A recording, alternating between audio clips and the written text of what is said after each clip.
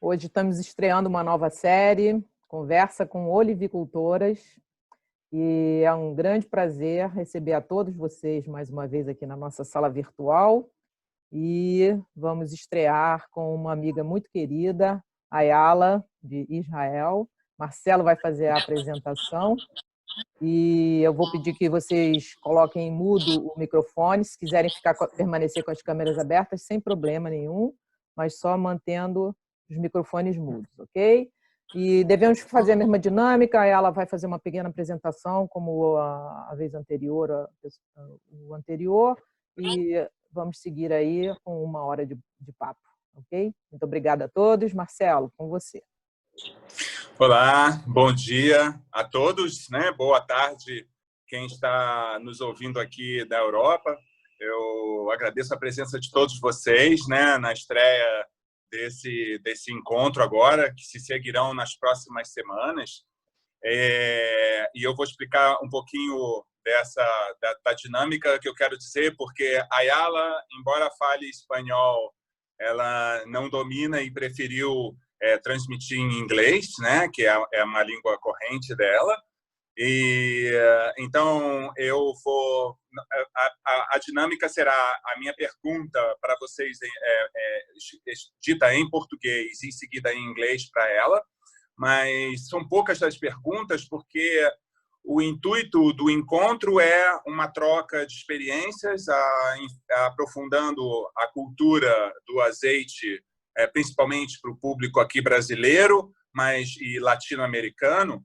Mas eu gostaria de explicar, eu escrevi aqui um breve texto explicando a razão pela qual eu escolhi conversar a partir de hoje, né, todas as sextas-feiras, com mulheres produtoras de azeites e azeitonas do mundo, né? Então, nós provavelmente nos encontraremos nas próximas 16 semanas. Eu sei que o horário do Brasil não é o horário mais conveniente, o horário nas Américas, mas isso diz respeito ao fuso horário, que então toda a área do Mediterrâneo está 5 horas na frente. Eu estou transmitindo da Andaluzia, eu cheguei aqui ontem em Jueiros, né? Aqui muito próximo ao IFAPA de Cabra, onde a doutora Brígida é diretora.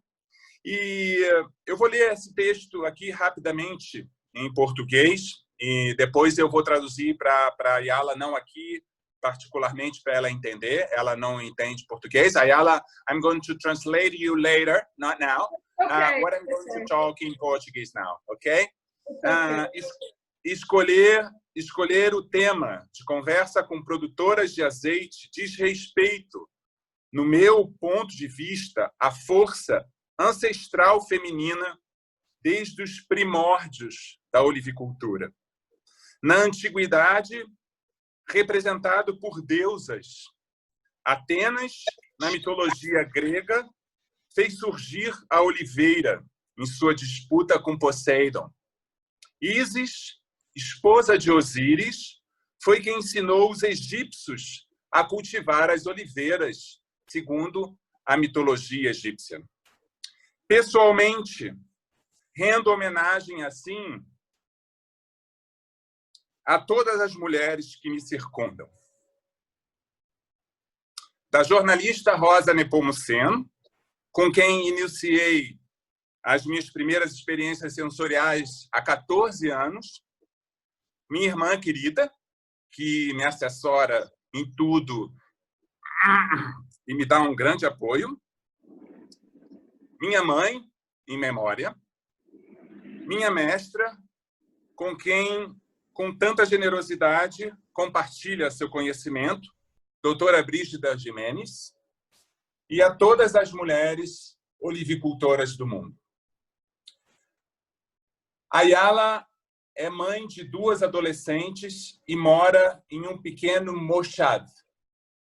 Moshav, eu explico, é um assentamento ou uma comunidade rural cooperativa israelense que combina fazendas geridas privadamente com coletivização de serviços, inclusive a comercialização de produtos feitos de forma coletiva. É muito semelhante aos kibbutz, mas a diferença entre os kibbutz e as que são fazendas coletivas, os moshav, tem usufruto individual de tamanho fixo e igual. Ayala, sendo membro de um moshav, é uma moshavnik. O moshav no qual Ayala vive é ao norte de Israel, próximo à cidade de Nazaré, onde eu tive a honra, junto com a Cristina, de visitar há 2 anos atrás, por ocasião do convite a mim feito para ser jurado no concurso Terra Olivo.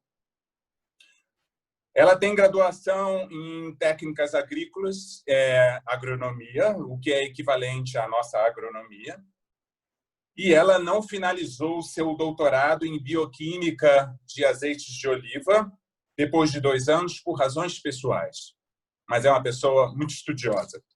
Nos últimos 12 anos, Ayala conduz a produção olivícola biodinâmica e orgânica neste moshav familiar, com 6.000 oliveiras de 9 diferentes variedades, e a idade dessas árvores variam entre 200 e 1.400 anos. Eu também tive a honra de conhecer este lugar, da onde ela está transmitindo.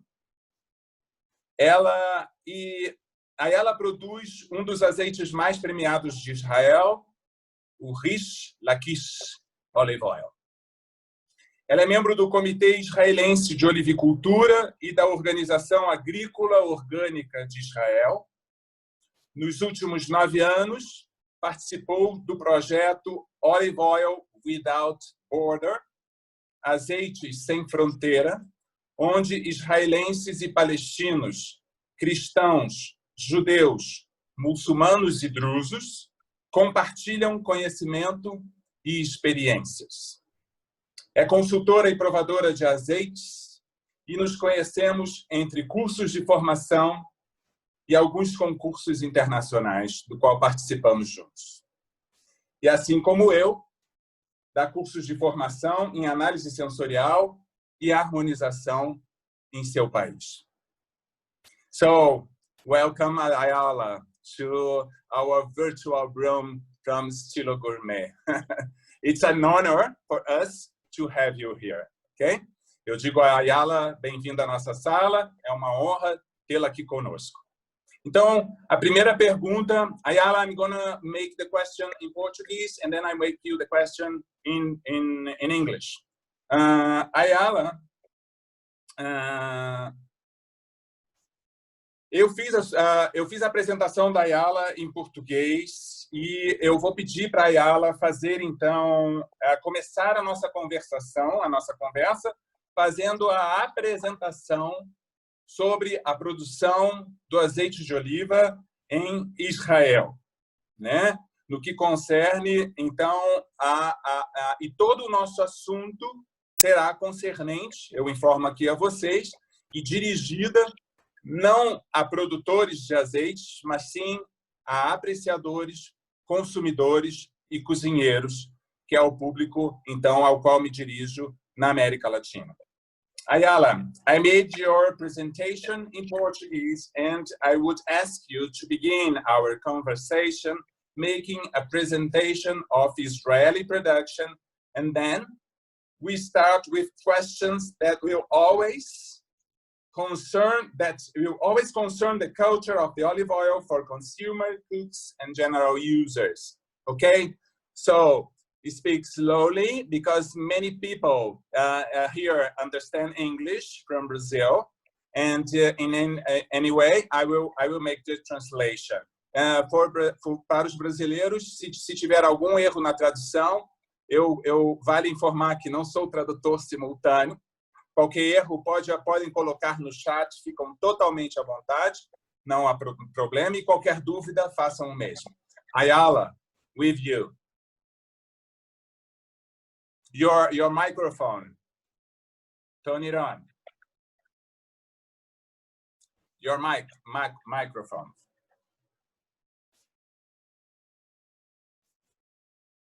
You have to turn it on. It's off. Okay. Yes.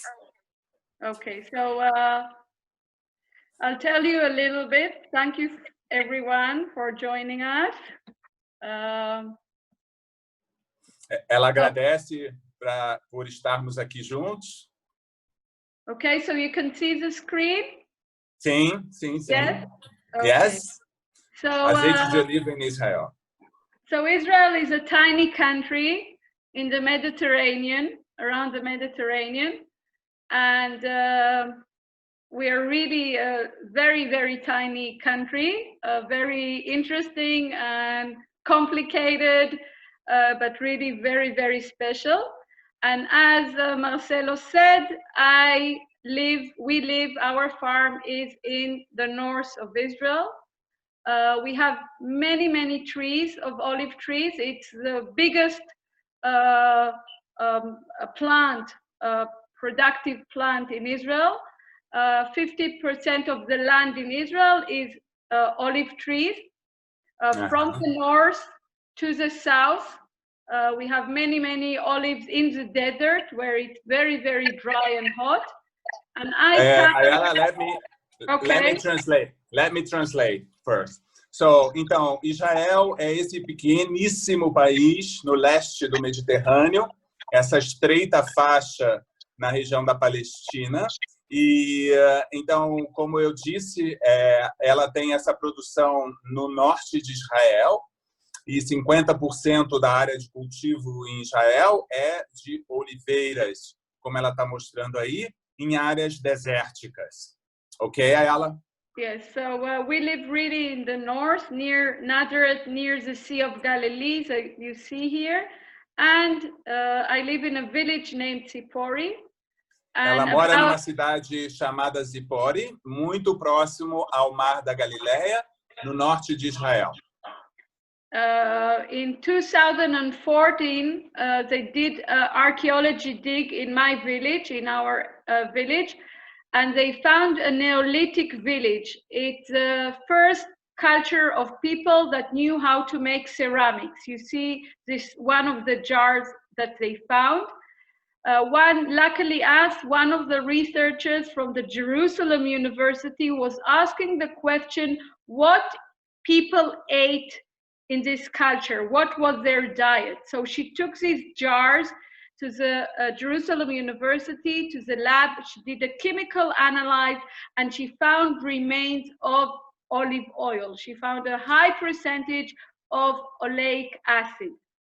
Então, no ano de 2014, em novembro de 2014, descobertas arqueológicas encontraram jarros de cerâmicas datados de 8.000 anos atrás e, segundo análises laboratoriais, encontraram no fundo desses cacos de cerâmicas o conteúdo de ácido oleico, principal componente do azeite de oliva. So until today, all over the world, they didn't yet find so ancient olive oil. So the most ancient olive oil evidence in the world till today was found here in my village. Até hoje, a mais antiga evidência de produção de azeite de oliva no mundo foi feita exatamente em Zipori, aonde ela vive, e é esta descoberta arqueológica. As you see in the photos, nearby in the Sea of the Mediterranean, near the city of Haifa, a few years ago, they found a village under sea. It was covered by the sea, and they found pieces of olives, of crushed olives. And in this archaeology dig, they found the most ancient olive press that was found till today in the world. They found the nets that they would crush the olives to take out the liquid. This is how they imagine that the most ancient olive press looked. It was published, and until today, no one found in the world, in the Mediterranean, so old olive press. So today, a lot of research believe that the cultivation of olive trees, and olive oil began in the north of Israel, what we call the Levant. Today it's Israel, Lebanon and Syria. Então, em escavações no fundo do mar, na costa perto de Haifa, no norte de Israel, revelou então uma produção de azeite realizada há 7.500 anos, ou seja, no período neolítico. E como vocês podem ver na foto, encontraram as evidências das primeiras prensas e encontraram vestígios de azeitonas prensadas, né, que teriam sido prensadas nessa época, e o esquema que apareceu ali é exatamente sobre o que se supõe ter sido esta prensa, e estima-se que essa então seja a evidência da primeiríssima extração de azeite feita pela humanidade. When we excavate villages from the Greek and the Roman time, we discover that in our area many villages had olive presses, and there was a lot of exporting olive oil, mainly to the state of Egypt. Egypt it was a very big culture, but they didn't have olive trees because the weather and through the Nile you can't plant olive trees because they are very sensitive to a lot of water in the soil. So people from our area were exporting olive oil for thousands of years through the Mediterranean, mainly to Egypt, but mainly also maybe to other cultures all over the world.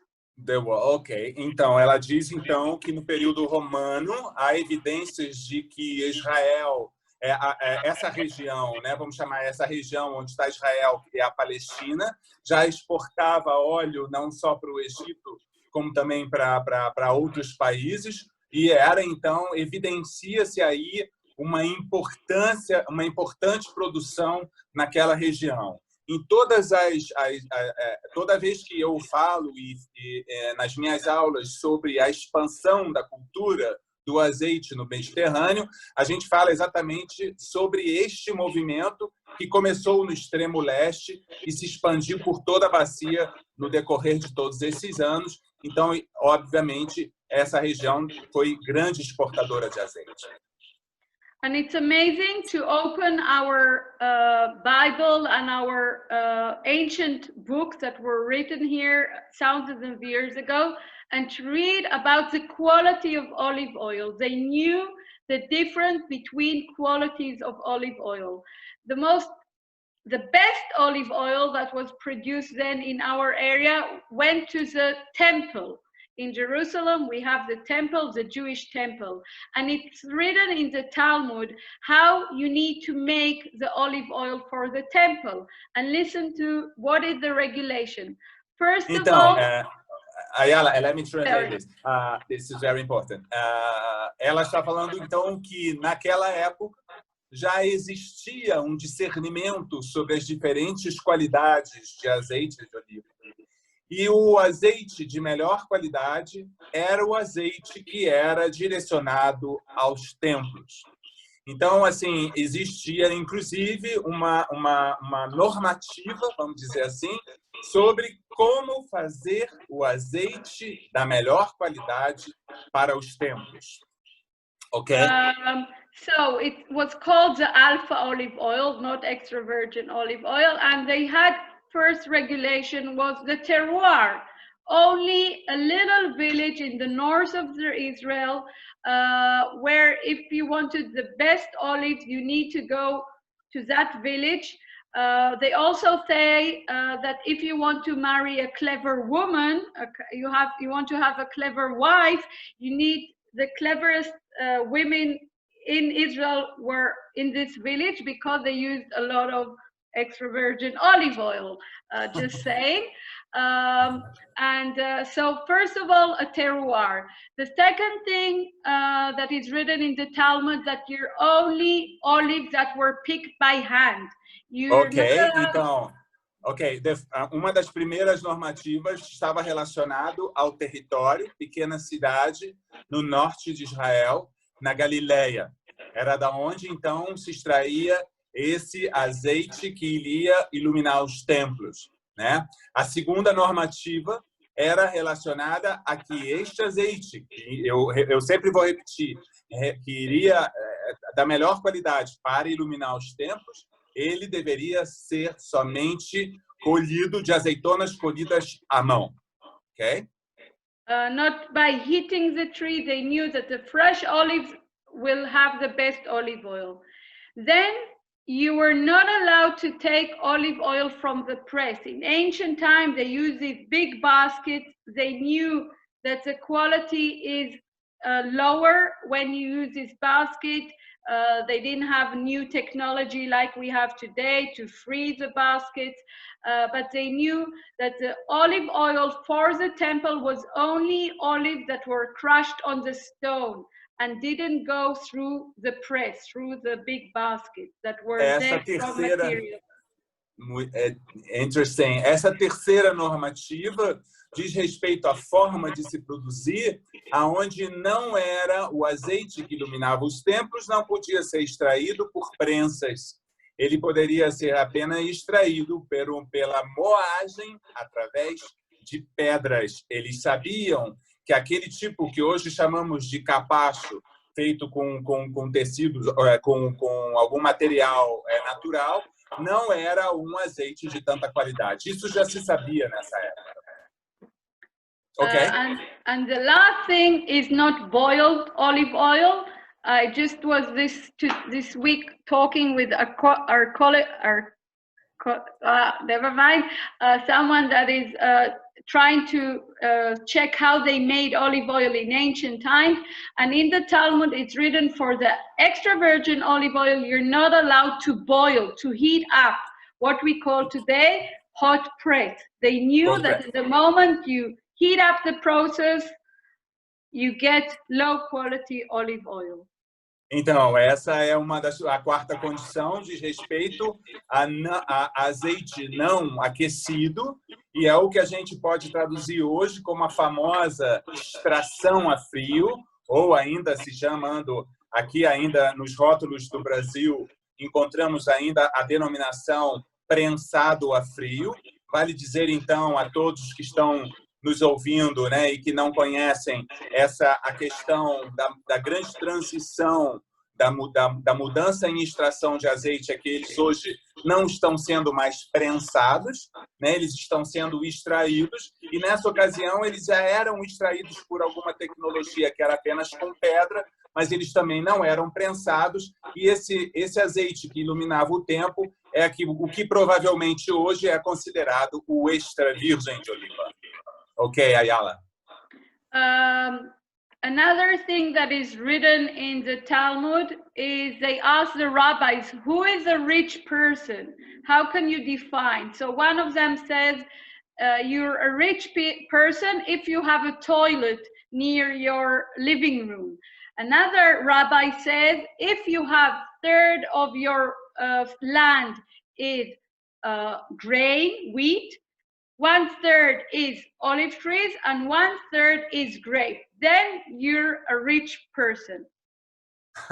Então, isso é muito interessante. O que era uma pessoa rica há 2.000 anos atrás? Então, aí nas palavras do Rabi Yoshanan, que as suas posses fossem 1/3 de grãos, o trigo, 1/3 de azeitonas e 1/3 de uvas, né? Então, o grão, o pão, o vinho e o azeite. Because we know today that this is what our fat in the Mediterranean, all over the Mediterranean, was mainly from olive oil. Today, in a lot of research, we show how fat, if it's a good fat, how healthy it is. So you see here the 3 important cultures and food in the ancient time. In Israel, like in many new countries, we divide our olive groves into 3. I'll just go through. Here in the photo, you see my father, Aneut Soriano. He's one of the most best specialized in olive oil in Israel and in the world in tasting. He's a judge in many competitions, and he works with us.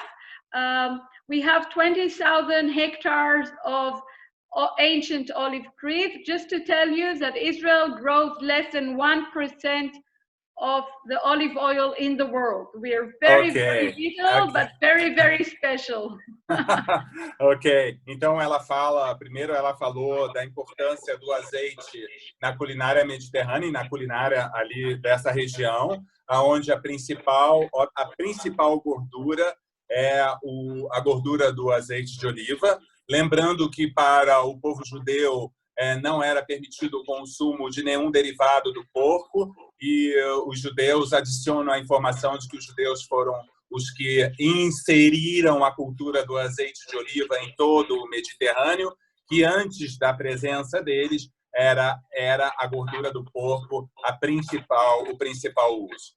Então, aí nesse slide, ela está mostrando algumas árvores já centenárias, e a gente vê um colega de profissão, que é o Ehud Soriano, que é um grande especialista com quem a Ayala trabalha, e a gente vê essa foto aí com o pai dela, vendo essas oliveiras ancestrais, e ela tem uma boa parte da produção dela deriva dessas oliveiras antigas.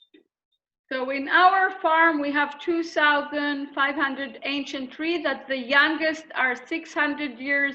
Some are about 1,400 years. They did a research here and they checked the age. In the Galilee here, you see in the lower photo, a valley with 1 million ancient olive trees. So, Ayala, your farm has 24,000 hectares?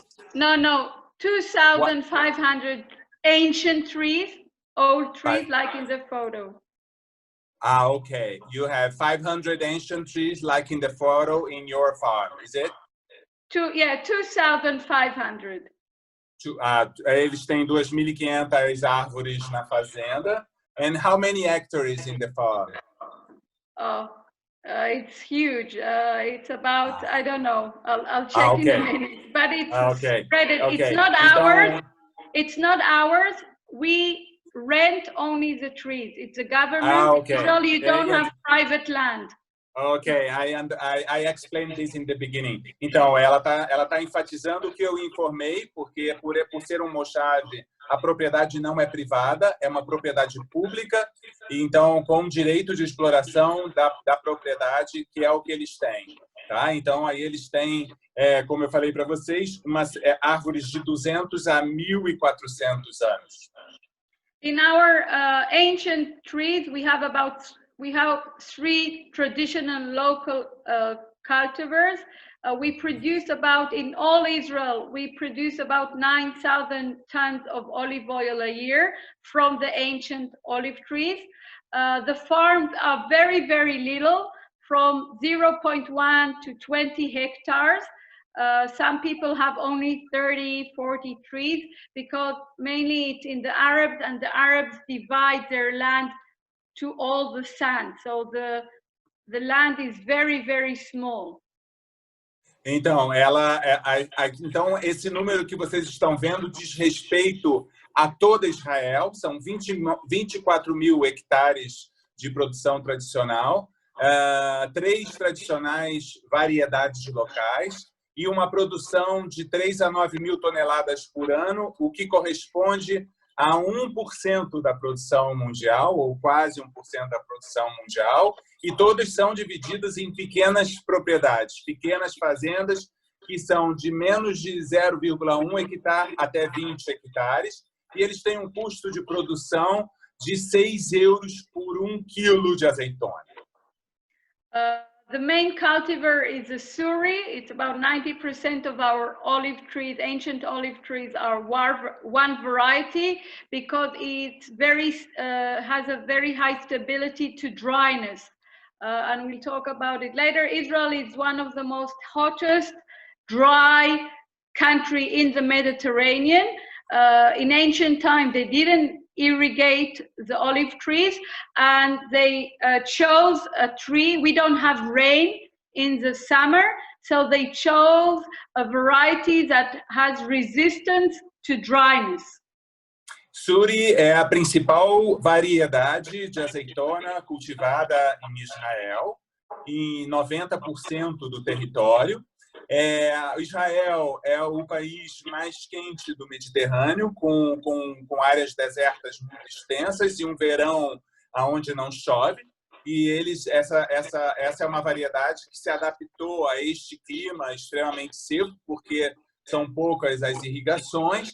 Então, essa é uma variedade que tem um alto percentual de produtividade de 25% a 30% de azeite, e, como está na última palavra, muito resistente ao seco. The problem with the variety of Suri, it's very, very sensitive to the olive peacock spot, the fungus. And now that the weather and the climate is changing, we have a lot of problems in the traditional grows, how to find a way to treat this fungus, because it's more and more humid during all the year. Então, eles, com toda a mudança climática, o aumento da temperatura, a desvantagem é que esse olival é sensível à mosca da oliveira, então, e cada vez mais, com essa mudança climática, com o calor, essa situação tem se agravado, né? Okay.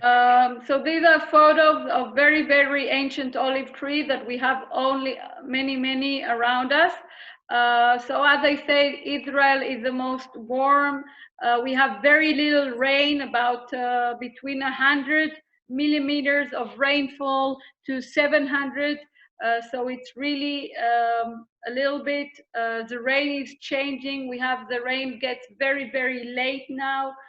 Sometimes only in November we have the first rain. May to November, no rain at all. So it's not easy to have olive trees in this traditional system. Então, Israel está na fronteira da cultura, da olivicultura, da possibilidade da olivicultura pelo calor no Mediterrâneo, na bacia do Mediterrâneo, porque, como vocês estão vendo, cai de 100 a 700 mililitros de água por ano, né?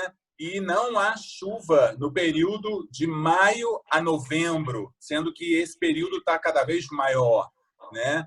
Então, é preciso esses sistemas de a irrigação. So we talked about the changes, the climate changes. It's an issue. We are doing a lot of research about it.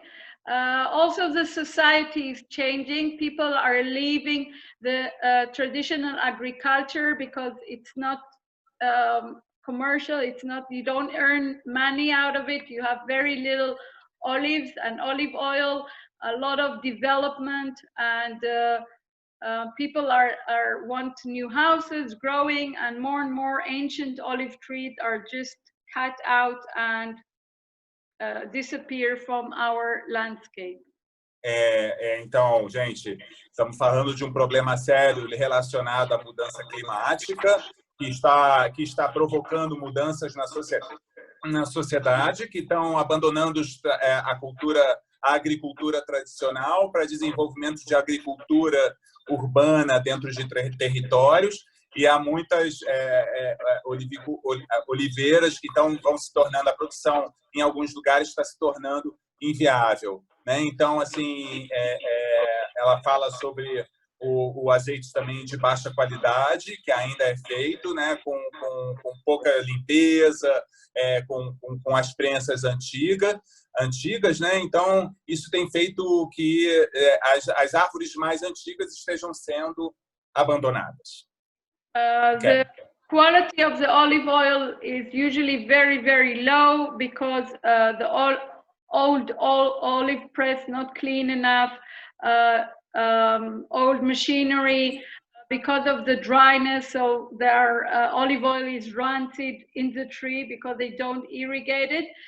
There's now new projects. One of them is followed by Ehud Soriano to give irrigation to the ancient olive trees and to try and have higher quality of olive oil.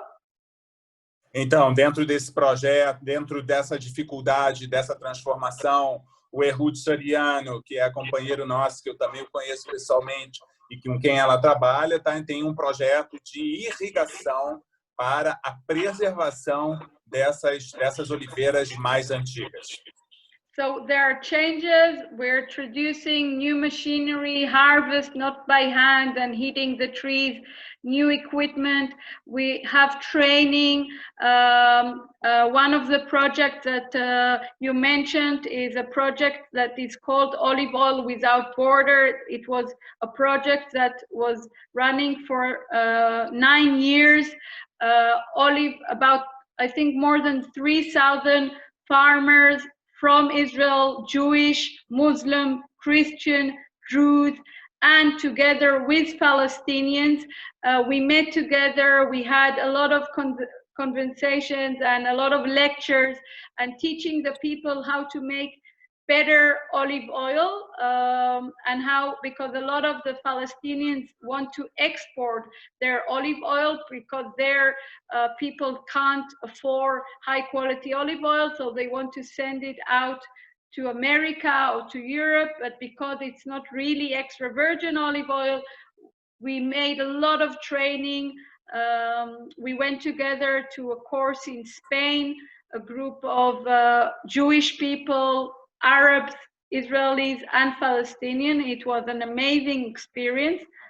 Unfortunately, Trump came on and everything stopped, all the money stopped, but it was one of the best experience for me.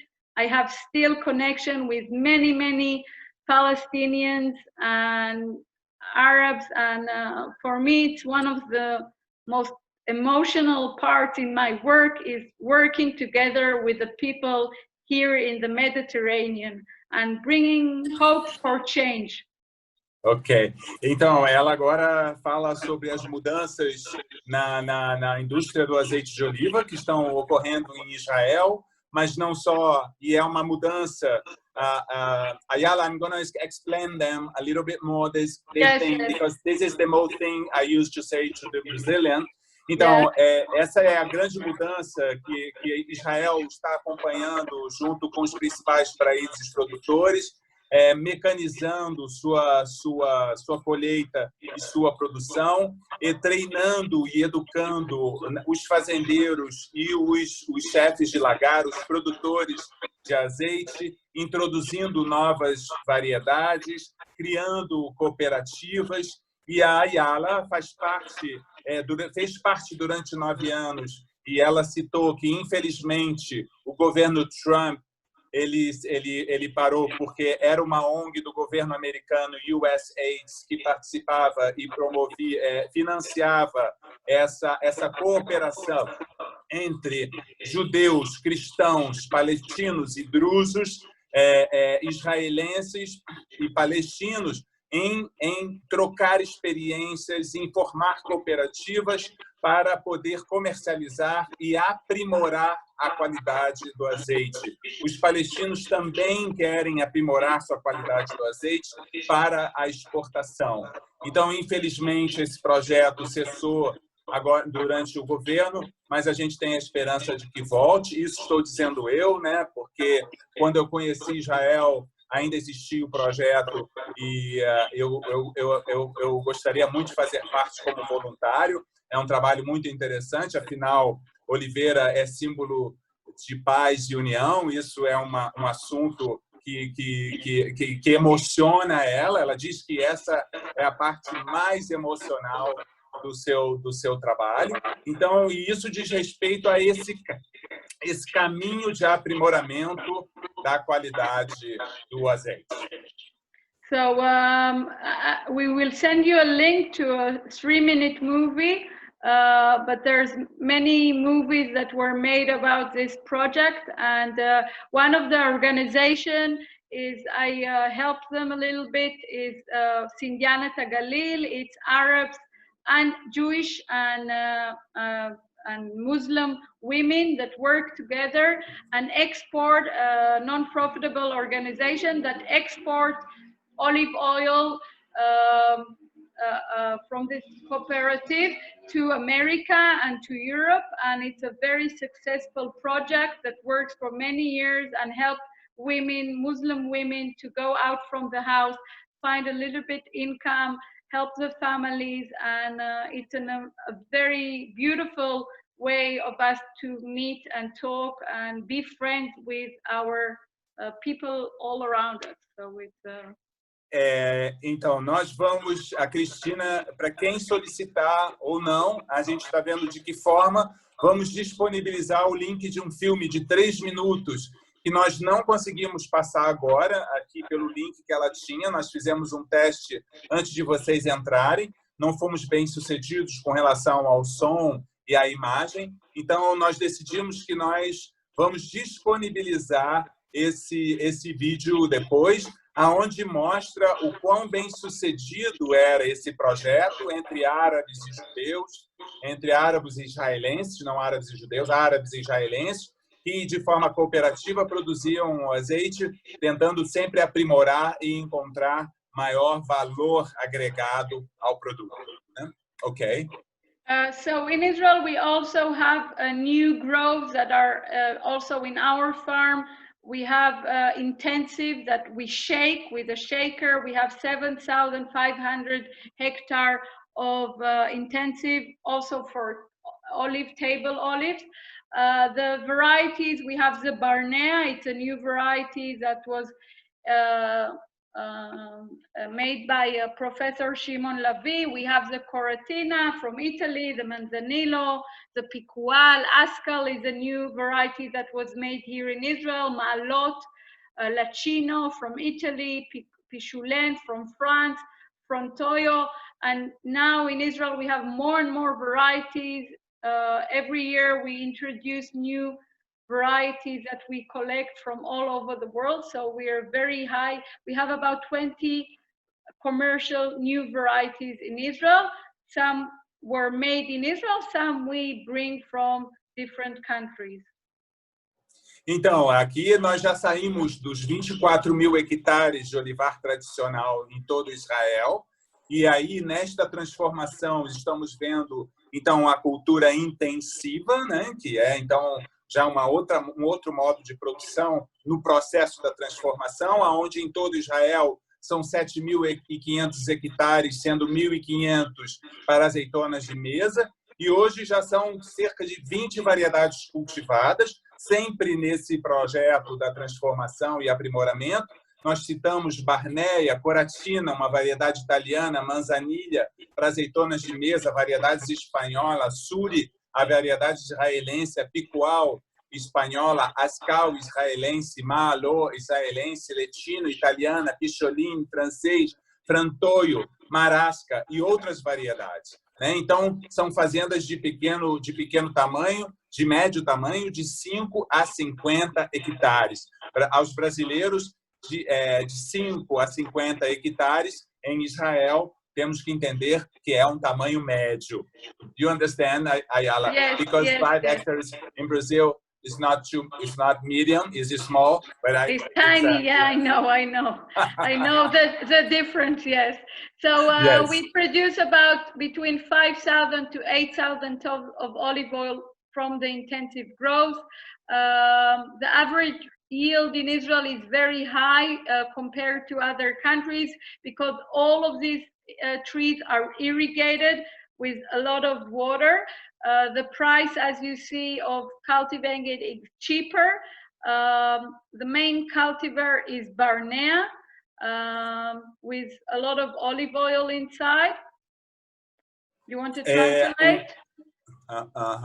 And o que ela fala que tem um custo de produção muito alto e uma produtividade de 1,2 a 3 toneladas de azeite por hectare, com um custo de 4 euros e meio né, de 4,50 €, e o principal cultivar é a barneia, e com uma produtividade de 12 a 25% de azeite, e é muito resistente ao tempo seco. Okay. Then now today, the new plantation that mainly the people here in Israel that have big lands are only kibbutzim, because it's a community of 50 to 200 families, so they have bigger land, and then they can grow the super intensive. We have 1,500 hectares of super intensive olive groves in Israel, and it's going and growing. The main variety are Koroneiki from Greece, Arbequina from Spain, and Askal, an Israeli variety. Então, aqui nós já estamos falando da cultura superintensiva. Como vocês podem ver, a cultura superintensiva, para quem nunca ouviu falar e que está nos ouvindo, é uma cultura onde as oliveiras estão plantadas todas em linha, muito próximas, e como vocês veem na foto, uma máquina abraça as árvores e colhe todas as frutas. Tem um custo de produção menor, são apenas 1.500 hectares em toda Israel, com 3 variedades principais: Koroneiki, uma variedade grega, Arbequina espanhola e Askal, uma variedade israelense, e são fazendas de tamanho maior, de 50 a 200 hectares. So the average yield is also very high here. The cost, look at the cost, is 3.5. So it's not so expensive like the traditional one. The main cultivar is the Askal. It's a combination between Barnea and Kalamata. High percentage of olive oil. It's medium resistant to the peacock. This is how it looks in the desert of Israel. Thousands of trees. Really very, very unique. It's all dry around it, but the olive gives the green. Very special terroir, very special organoleptic flavors to this olive that grow in the desert of Israel. So turn back on the slide before, Ayala, please. Yeah. Okay. So, então, nós temos um custo de produção nessa forma, €1 menor do que o anterior, né? Para cada quilo, €3,50. A cultivar variedade que é chamada Askal é um cruzamento de Barneia com Kalamata, são variedades israelense e grega. Tem uma produtividade de 20 a 30% média, e tem uma média resistência à mosca da oliveira, que é a principal praga que ataca os olivais.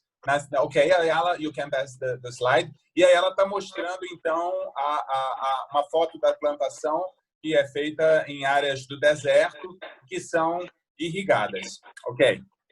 And the trees in the desert, we use salinity water. It's water with a lot of salt inside, but the olive tree can manage with this salinity, and it's a very big success in land that they never could grow anything. They now grow the olive trees in the desert of Israel.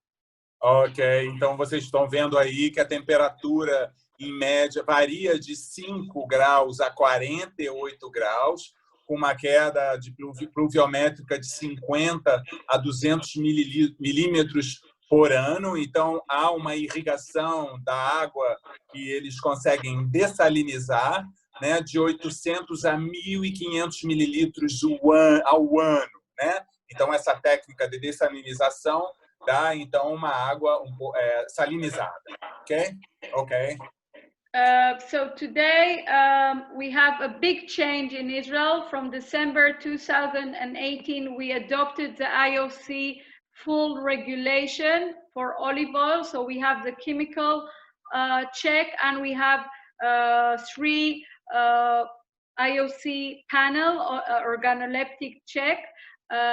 So we evaluate the EVO. We have a very strong quality label for high quality olive oil. So we have a lot of panels. We have a very big competition of olives. This year we have 200 local oils. We have more and more judges of olive oil in Israel, from a very basic traditional. We have really big change of the farmers learning that olive oil is very similar to wine, and you need to know a lot about the process. Just a minute. And what else? We have a very big international competition, Terra Olivo. This year we had 500 olives from all over the world. This is where I met Marcelo for the first time when he came to judge in Jerusalem. And slowly, Israeli olive oils are winning. We got 3 olives in the Ivoleum, in the best 100 olives in the world, in Athens, in London, in Japan, in New York competition. So there's a big shift. Also, the growers that understand that you need high quality, you need a lot of changes in the farm, but also the consumers today. They don't only come and buy Suri olive oil. They come and they check, and they have one variety for cooking, and one variety for frying, and one variety for putting on the salad. So the change is huge in the understanding, both of the growers and also in the customers. Então, a adoção, Israel em 2018, em dezembro de 2018, adotou o regulamento do COI, que é o Conselho Oleícola Internacional. Israel é um membro do Conselho Oleícola Internacional. Vale dizer que o Brasil ainda não é, né? É um desejo do COI que o Brasil seja e possa aderir, mas imaginem se o governo brasileiro, este governo brasileiro, se interessa por esse tipo de coisa. Então, isso está em espera. Então, existem 4 painéis certificados. Os painéis certificados são certificados pelo Conselho Oleícola Internacional. Vale dizer que o Brasil tem 2 polos de treinamento atual para a formação desses painéis, para futura certificação, para que os azeites que o Brasil comercializa também possam ser submetidos à análise sensorial. Esses treinamentos estão ocorrendo no Rio Grande do Sul, em Porto Alegre, e no Rio de Janeiro, na Embrapa Agroindústria, né? Então, existe uma marca, né, que que certifica a qualidade do azeite de oliva, e existe a Terra Olivo, que é uma competição importante lá em Israel, e como vocês estão vendo aí, inúmeros prêmios os azeites de Israel têm participado, e em torno de 500 a 600, né, é o número de azeites que estão participando aí. Ok, Ayala? Ayala, Okay. 2 minutes, please. Yeah, I'm finished. Okay. So thank you. And if you have any question, I'll just leave I want to see you. Good. Yes. Hi, everyone. Thank you, Ayala. Good. We have Okay. we don't have question, Marcelo. We don't have questions? No. No? So, okay, we are, Ayala, so people, they are very curious, and we Very don't good have presentation. questions at this time. So if, let me see something here. Well, we don't have questions. So, Ayala, we have 3 more minutes.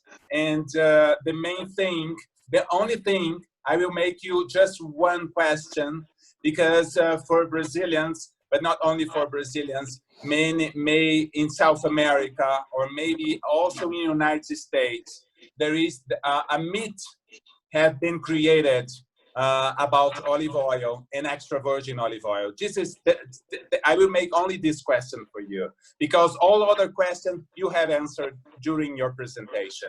Yeah.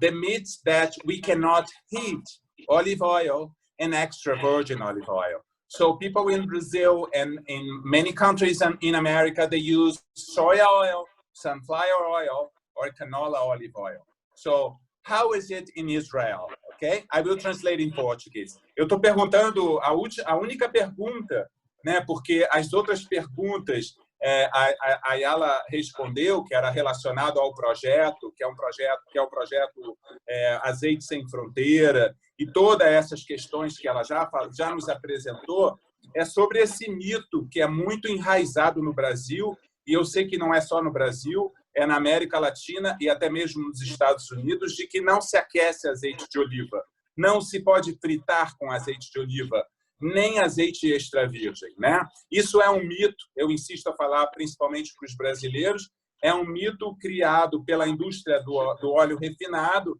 e que não corresponde à realidade. Então, em todas as conversas, eu vou sempre enfatizar, porque é uma curiosidade em saber como isso ocorre em outros países, e eu fiz essa pergunta para Ayala. Okay, Ayala, you can answer about this. So I'll try and be shortly. In Israel, we don't have a problem because all our olive oil is extra virgin. This is what is written on the labels. We don't have virgin oil. By theory, yes, we have a lot, but it's hidden.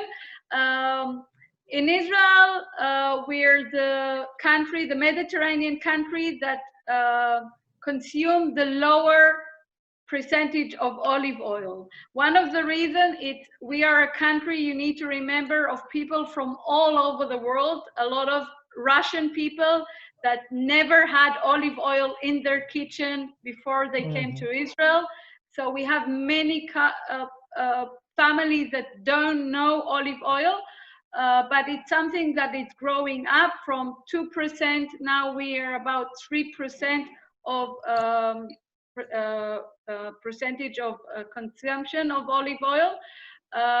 We have a lot of work to do. This morning I had a lady from the magazine of food, so we're trying to work more with chefs like Marcelo and in shows, TV shows, talking about the benefits of olive oil. One of the good things that happened last month, that they discovered that a lot of the canola oil in Israel is faked, because the canola oil, the prices are going higher, and they have less canola oil. So they found out that a lot of the canola oil in Israel is not canola, is soya or other oil.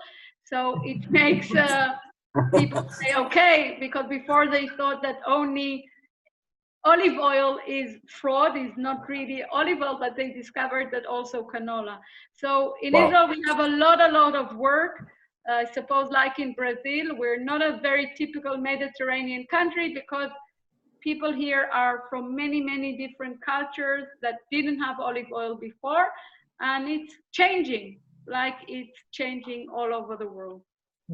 Então, ela fala que em Israel isso não é um problema, e assim, o azeite deles, eles não têm azeite virgem, eles têm a classificação como a nossa, mas o azeite deles é extra virgem, então o uso já faz parte da tradição, mas há programas educacionais e também de televisão com chefes que estão ocorrendo, porque há pessoas do mundo inteiro em Israel que também estão aprendendo ao consumo. Eu enfatizo essa questão principalmente aos brasileiros, para dizer que o processo educacional que nós brasileiros estamos vivendo no Brasil é um processo educacional que o mundo inteiro está vivendo, e é importante saber isso. E uma curiosidade que ela falou é que o óleo de canola em Israel, que é vendido por um preço que também não é muito barato, uma boa parte dele era fraude.